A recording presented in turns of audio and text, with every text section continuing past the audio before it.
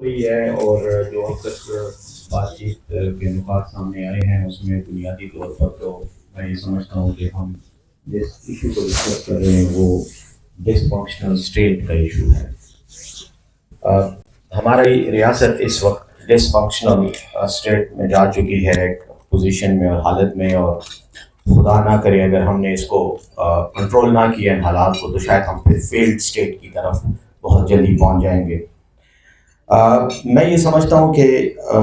جو ہمارا سب سے بڑا مسئلہ جو یہاں ڈسکس بھی ہوا، فائنینس بھی ڈسکس ہوا، ٹیررزم بھی ڈسکس ہوا، اس حد تک کہ اس کے نتیجے میں اسٹیٹ کے جو فنکشنز ہیں، جو کام ہیں، وہ ڈسٹرپٹ ہونا شروع ہو جاتے ہیں، جیسے کہ ایگزیکٹلی ہم اس وقت اپنے ملک میں دیکھ رہے ہیں۔ پولیٹیکل پارٹیز کی بھی آپس میں بہت شدید قسم کی پولرائزیشن ہے، جس میں وہ ڈیموکریٹک انسٹیٹیوشنز کو اسٹرینتھن کرنے کی بجائے ان کو کمزور کرنے کے جو ہے عوامل وہاں پیدا ہو رہے ہیں، اور اسی طرح سول ملٹری جو ریلیشن شپ میں ایک اسٹریس ہے اور جو ایک ٹینشن ہے وہ بھی اسی کی مینیفیسٹیشن ہے۔ اب اس کا علاج کیا ہے؟ میں یہ ذاتی طور پہ سمجھتا ہوں کہ سب سے پہلے تو ہمیں اس محفل میں یہ اسٹریٹجی اس پر غور کرنا چاہیے اور اپنی صلاحیتیں اس مقصد کے لیے وقف کرنی چاہیے کہ ہم اس پولیٹیکل پولرائزیشن کو کس طرح سے منیمائز کریں، اس کو کم کریں۔ یقینی طور پر کبھی بھی کسی بھی معاشرے میں یہ ختم تو نہیں ہو سکتی، زیرو پہ تو نہیں آ سکتی، ہمیشہ رہتی ہے، لیکن اس کو نیگیٹو اس کا جو امپیکٹ ہے اس کو کم کر کے اس کو پازیٹیو پولیٹیکل پولرائزیشن کی طرف ہمیں لے کے جانا ہے، اور وہ سب سے جو بنیادی رول ہے وہ ہمارے سیاسی لوگوں کا ہے، سیاسی پارٹیوں کا ہے، سیاسی افراد کا، رہنما جو مختلف پارٹیز میں ایک کلیدی کردار ادا کرے ان کا ہے۔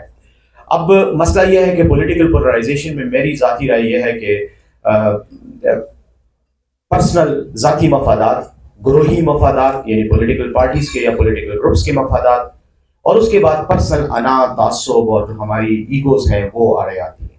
یعنی اس کی ایک مثال یہ ہے کہ آج ہم یہاں پہ نیشنل ڈائلاگ کے لیے جمع ہوئے ہیں،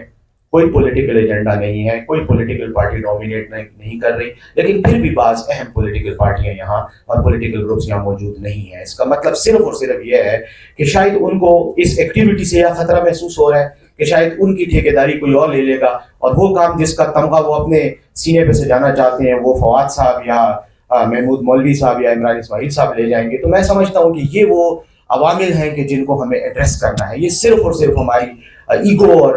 تعصب اور ہماری جس کو کہتے ہیں وہ ایک عدم تحفظ کا جو ہمارا احساس ہے، شاید اس کی یہ وجہ ہے اور کچھ نہیں ہے۔ اب رہ گئی بات موجودہ اس میں جیسے کہا گیا، اور واقعی یہ امپورٹنٹ ہے کہ ہم وے فارورڈ پہ بات کریں۔ وے فارورڈ میں میری رائے یہ ہے کہ پولیٹیکل سیز فائر ہونا چاہیے۔ سیز فائر سے مراد یہ ہے کہ ہم یقیناً اختلاف رائے کا تو اظہار کریں دوسری سیاسی گروہوں کے ساتھ، لیکن اس سیاسی اختلاف رائے کو ہم جنگ میں اور نفرت کی بنیاد پر ایکٹیویٹیز میں، ایکشنز میں لے کر جانے سے اجتناب کریں۔ یہی ہمارا سب سے بڑا مسئلہ ہے کہ ہم بات چیت کے دروازے ہم بند کر دیتے ہیں، اختلافات اتنے شدید ہو جاتے ہیں کہ بات چیت کا میدان ہی نہیں رہتا۔ اس لیے سیز فائر کرنا بہت ضروری ہے، میں یہ سمجھتا ہوں اس کے لیے ہمیں کوشش کرنی چاہیے، اور اس کے بعد ایک کنڈیوسو انوائرمنٹ، ایک موزوں ماحول جو ہے وہ بات چیت کے لیے، تاکہ بات چیت آگے بڑھ سکے، اس کے لیے ہمیں پیدا کرنا ہے۔ اب اس میں جو سب سے مین پوائنٹ ہے، ذاتی طور پر میں اپنے تجربے کی بنیاد پر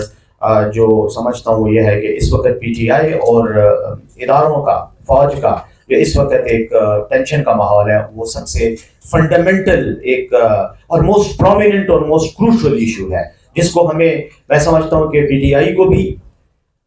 فوج کو بھی، اور ساتھ میں جتنے بھی پولیٹیکل فورسز ہیں ان کو اس کے لیے کوئی مربوط انداز میں سالڈ کوششیں کرنی چاہیے۔ اب یہ اختلاف کیا ہے؟ میں یہ سمجھتا ہوں کہ جب ہم عمران خان کے حوالے سے بات کرتے ہیں تو یہ بات سامنے آتی ہے کہ خان صاحب کو رہا کرنا ضروری ہے۔ یقیناً خان صاحب کو رہا کرنا ضروری ہے، یہ مسئلے کا حل ہے تاکہ جمہوری عمل چلنے لگ جائے۔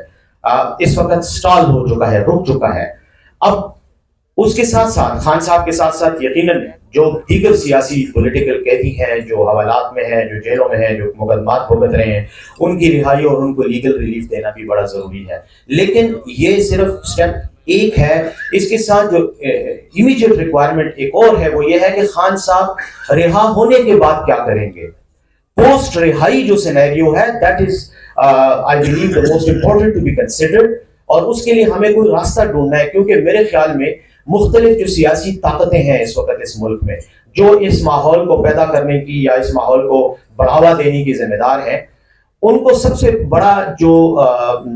ڈر ہے یا خوف ہے یا جو اس کے بارے میں کلیئرٹی نہیں ہے، جس کی وجہ سے یہ ماحول بحالی کی طرف یا علاج کی طرف یا سلوشن کی طرف نہیں بڑھ رہا، وہ خان صاحب کی رہائی کے بعد کے حالات ہیں۔ پولیٹیکل پارٹیز کے اپنے خطرات اور خدشات ہیں، وہ یہ سمجھتے ہیں کہ خان صاحب واپس آ کے انسٹیبلٹی پیدا کریں گے، ڈی اسٹیبلائز کریں گے گورنمنٹ کو۔ وہ ایک ایشو ہے جس کی وجہ سے وہ چاہ رہے ہیں کہ خان صاحب اندر رہیں، اور شاید اس میں برملا دو الفاظ میں یہ کہوں گا کہ بعض سیاسی پارٹیوں کی خواہش ہے کہ یہ کنفرنٹیشن بڑھے، اور اس بڑھنے کی وجہ سے ہمیں جو لیز آف لائف ملی ہوئی ہے اور ہم جو مختلف اقتدار کو بھی انجوائے کر رہے ہیں اور پولیٹیکل فریڈم کو بھی انجوائے کر رہے ہیں، یا پولیٹیکل بغیر کسی روک ٹوک کے یا بغیر کسی تنقید کے ہم جو اپنے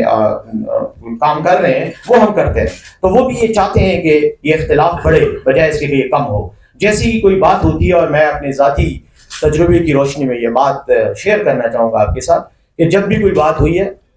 اور کوشش کی گئی ہے تو دوسری طرف سے رکاوٹیں پیدا کرنے کی کوشش کی گئی، تیسرے فریق کی طرف سے وہ رکاوٹیں پیدا کرتے ہیں۔ تو ایک تو یہ ہمیں اس کا کوئی سلوشن ڈھونڈنا پڑے گا، اور دوسرا یہ ہے کہ ان تمام فریقین کو یہ اعتماد دینا پڑے گا کہ خان صاحب رہائی کے بعد کوئی تلوار ہاتھ میں لے کے یا AK-47 ہاتھ میں لے کے کوئی لوگوں کو ماریں گے نہیں، بلکہ اس ملک کی سیاست میں ایک پازیٹیو رول پلے کریں گے۔ میں یہ سمجھتا ہوں کہ سب سے بڑا جو فیکٹر ہمارے لیے ہے جس میں ہمیں ڈسکس کرنا چاہیے وہ یہ ہے کہ فریقین کو اعتماد کیسے دلایا جائے اگر آپ نے صلح کرنی ہے اور اگر آپ نے ماحول میں بہتری لانی ہے۔ ساتھ ہی ساتھ میں یہ سمجھتا ہوں کہ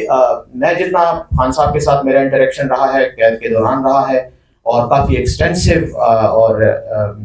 انٹینسو قسم کی ملاقاتیں رہی ہیں، اس میں یہ سمجھتا ہوں کہ خان صاحب کے کوئی کی طرف سے جو ایشوز ہیں، جو مطالبات ہیں، ان کا اگر انالیسس کیا جائے، ان کا ڈائسیکشن کیا جائے، تو میرے خیال میں اس میں کوئی بھی نظریاتی یا ملک کے مفاد کے حوالے سے کوئی پرابلم نہیں ہے۔ سب متفق ہیں، تمام فریقین کو پتہ ہے کہ پاکستان کے انٹرسٹ میں ہم نے بات کرنی ہے، قوم کے انٹرسٹ میں بات کرنی ہے۔ میرے خیال میں اس کا تجزیہ یوں کرتا ہوں کہ اختلافات بعض ذاتی نوعیت کے ہیں، اور ذاتی اختلافات کے نتیجے میں کچھ ایک دوسرے کے بارے میں غلط فہمیاں ہیں۔ میں نہیں سمجھتا کہ وہ اتنا بڑا ایشو ہے۔ جو ایشو ہے وہ یہ ہے کہ بعض طاقتوں کو، سیاسی قوتوں کو یہ ڈر ہے کہ وہ نکلنے کے بعد کیا کریں گے۔ یہ وہ ڈر ہے جس کو ہمیں ایڈریس کرنا ہے۔ اگر یہ ہم اس کے لیے ہم کوئی راستہ اور سلوشن دے دیتے ہیں تو میرے خیال میں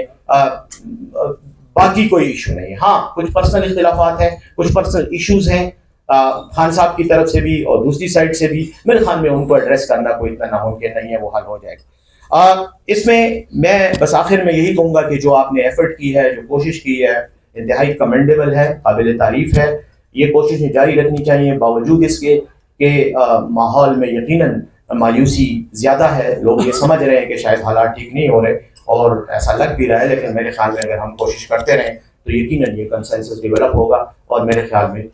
ہم اپنے مقصد میں کامیاب ہو سکیں گے۔ Thank you.